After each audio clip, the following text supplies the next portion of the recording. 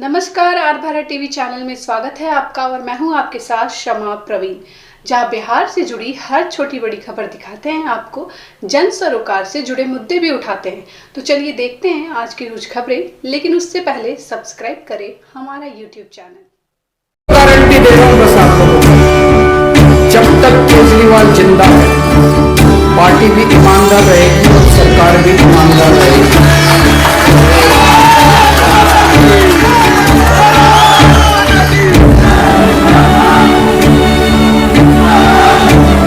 और जब तक मैं जिंदा हूं सरकार, आप एक भी कोई ऐसा काम सरकार नहीं करेगी जिससे आपको अपनी आंखें झुकानी पड़े, आपको अपना सर नीचा करना पड़े। क्योंकि जब मन स्वस्थ होता है, पंजाब से बहुत सारे भाई बहने आए हैं ना, मन जीते, बोलिए इक्वेशन के आगे, मन जीते जग जीते बनते हैं, और जो मन से हार जाता है वो जग से हार जाता है। तो मन जीतने का सब्जेक्ट होना ये तो अपना भाग्य है कि ये स्कूल में सिखाया जा रहा है, ये हमारा भाग्य है, बहुत भाग्य है। ये भाग्य आपको अभी तो थोड़ा थोड़ा अच्छा लगेगा ही, लेकिन जब आप थोड़े बड़े हो जाएंगे तब आपको इस भाग्य की और भी वैल्यू पता चलेगी। जब आपके आसपास के लोगों को खुश रहने में बड़ी मुश्किल हो रही होगी और आपको लगेगा अरे इनको इसमें करने में इतनी मुश्किल क्यों हो रही है, क्योंकि आपके लिए वो करना नेचुरल और सहज हो गया होगा। भाई साहब ने कहा कि अच्छे अच्छे प्रोफेशनल स्कूल्स बनाते हैं। हम जब इन सब प्रोफेशनल से मिलते हैं या वो सेंटर पर आते हैं, डॉक्टर्स आते हैं, ज्यूरिस्ट आते हैं, इंजीनियर्स आते हैं, फिर ज्ञान स्टडी करते हैं, मेडिटेशन सीखते हैं, उनके जीवन में परिवर्तन आना शुरू होता है। और आपको पता है सबसे पहली चीज़ वो क्या कहते हैं? कहते हैं अगर हमने ये बचपन में सीख लिया होता, सभी ये कहते हैं अगर हमने ये बचपन में सीख लिया होता तो जीवन ही कुछ और होता। और फिर सेकंड चीज़ वो क्या बोलते हैं? सेकंड चीज़ ये बोलते हैं आप लोग कुछ ऐसा क्यों नहीं करते कि ये स्कूल में हो। तो हम उनको कहते हैं वो हम नहीं, वो सरकार को करना होगा, और वो सरकार ने करना शुरू कर लिया। तो ये आपका भाग्य है, ये आपका बहुत बड़ा भाग्य है। इस सब्जेक्ट को तो इतना वैल्यूबली ट्रीट करना चाहिए, क्योंकि इस समय दुनिया में जितनी प्रॉब्लम्स चल रही हैं, आप कोई भी प्रॉब्लम का नाम रख लो, वो प्रॉब्लम किसी के संस्कार से स्टार्ट होती है, किसी की सोच से स्टार्ट होती है।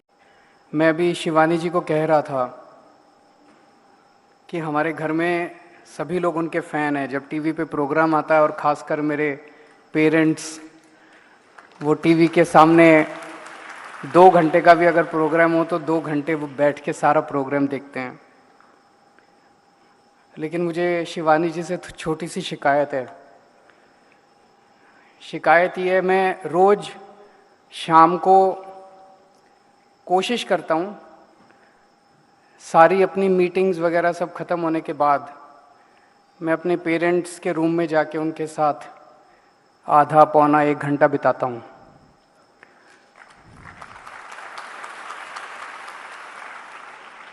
रोज़ तो नहीं हो पाता, जैसे कल 11:30 बज गए मीटिंग्स ख़त्म होते होते, तो जब मैं गया तो वो सो गए थे, लेकिन कोशिश करता हूँ। कभी कभी जब मैं उनके कमरे में जाता हूँ तो शिवानी दीदी का प्रोग्राम चल रहा होता है टीवी पे, तो फिर वो मुझे कहते हैं बैठ जा तू भी देख। मुझे अच्छा लगता है आपका प्रोग्राम, मैं भी बैठ के देखता हूँ, लेकिन मन में लगता है कि शायद मेरे पेरेंट्स मेरे से ज़्यादा शिवानी दीदी को प्यार करते हैं। हमें हैप्पीनेस क्लासेस चलाते हुए 4 साल हो गए।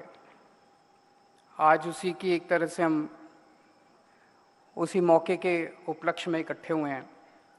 जैसे मनीष जी ने बताया कि हमारी जो दिल्ली के अंदर शिक्षा क्रांति की जो यात्रा है, उसके मोटे मोटे तौर पे 3 चरण हैं।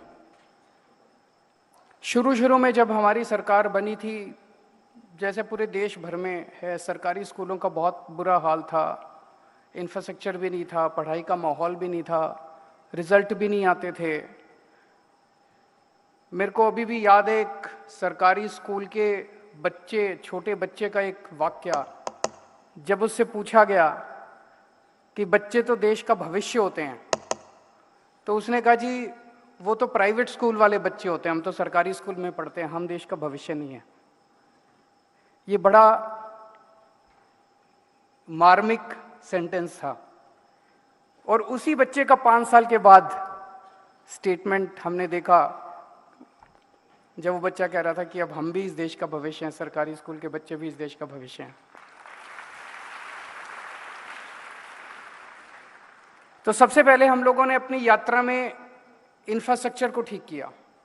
बिल्डिंग्स टूटी हुई थी, टॉयलेट्स नहीं थे, पीने का पानी नहीं था, सफाई नहीं थी, सिक्योरिटी नहीं थी, कुछ नहीं था। बिल्डिंग्स अच्छी बनाई, सिक्योरिटी ठीक की, पीने का पानी का इंतजाम किया, टॉयलेट्स का इंतजाम किया। जो भी मनीष जी ने कहा, जब से हमारी सरकार बनी है लगभग 25% दिल्ली सरकार का बजट हम शिक्षा पे खर्च कर रहे हैं। अगर आप देखें 7 साल में ये 25% बजट को अगर टोटल करें तो अभी तक हम दिल्ली में शिक्षा व्यवस्था के ऊपर 90,000 करोड़ रुपया खर्च कर चुके हैं। ये 90,000 करोड़ रुपया खर्चा नहीं है, ये बहुत बड़ी इन्वेस्टमेंट है। सबसे पहले हमने इंफ्रास्ट्रक्चर को ठीक किया। उसके बाद हुआ कि अंत पंत में एक माँ बाप अपने बच्चे को भेजते क्यों है स्कूल? वो भेजते हैं नंबर अच्छे आने चाहिए, नंबर अच्छे आएंगे तो आगे कहीं नौकरी मिल जाएगी। अगर हमने स्कूल भी अच्छा कर दिया, टीचर वो भी अच्छा कर दिया, इंतजाम भी कर दिया, नंबर अच्छे नहीं आएंगे तो क्या फ़ायदा? तो फिर उसके ऊपर भी काम हुआ, टीचर्स को मोटिवेट किया, टीचर्स को ट्रेनिंग की, हेडमास्टर्स की ट्रेनिंग की, मोटिवेशन किया, नंबर भी अच्छे आने लगे होते हैं। तो जब हम इस दुनिया में आए थे तो हम रो रहे थे और सारी दुनिया हंस रही थी। हम ऐसा काम करके जाएं कि जब हम जाएं तो हम हंस रहे हो और सारी दुनिया हमारे पे रो रही हो। वो संस्कार इन हैप्पीनेस क्लासेस में दिए जा रहे हैं। आज जो बच्चे हमारे स्कूलों में पढ़ रहे हैं, ये देश का भविष्य है। कल दिल्ली का मुख्यमंत्री इन्हीं बच्चों में से कोई निकलेगा, कल देश का प्रधानमंत्री इन्हीं बच्चों में से कोई निकलेगा, कल मंत्री, डॉक्टर, इंजीनियर इन्हीं बच्चों में से निकलेगा। इन्हीं को देश को संभालना है। और हम ऐसे बच्चे तैयार करना चाहते हैं जो आने वाले समय में देश में नफरत नहीं, प्यार और मोहब्बत का पैगाम फैलाएं, जो आने वाले समय में एक अच्छा वातावरण दें ताकि हमारा देश दुनिया का नंबर 1 देश बन सके। बहुत बहुत शुक्रिया। बाबा साहब अम्बेडकर ने एक ही बात कही थी, अगर अपने समाज को हमें पिछड़ेपन से हटाना है, अगर अपने समाज की गरीबी दूर करनी है, अगर अपने समाज को बराबरी का हक दिलाना है, तो एक ही चीज कर सकती है, अच्छी शिक्षा। अच्छी शिक्षा, अपने बच्चों को अच्छी शिक्षा दो। अगर हमारे बच्चे पढ़ लिख गए तो सारे समाज के साथ बराबरी का हक लेंगे, गरीबी दूर होगी और सबके साथ हम आगे बढ़ेंगे। कुछ लोग पूछते हैं, can India lead the world? Why not? आपको क्या लगता है, क्यों नहीं भारत विश्व का नंबर 1 देश बन सकता? पर इसके लिए आपको काम करना पड़ेगा। भारत के 130 करोड़ लोगों को साथ आना होगा। व्यापारी, किसान, उद्योगपति, मजदूर, नौकरी पेशा, डॉक्टर, इंजीनियर, वकील, सबको साथ आना होगा। 75 साल पहले जब सारा देश इकट्ठा हुआ था तो हमने अंग्रेजों को भगा दिया था। अब हम सब एक बार फिर इकट्ठे होकर भारत को दुनिया का सर्वश्रेष्ठ राष्ट्र बनाएंगे। जय हिंद।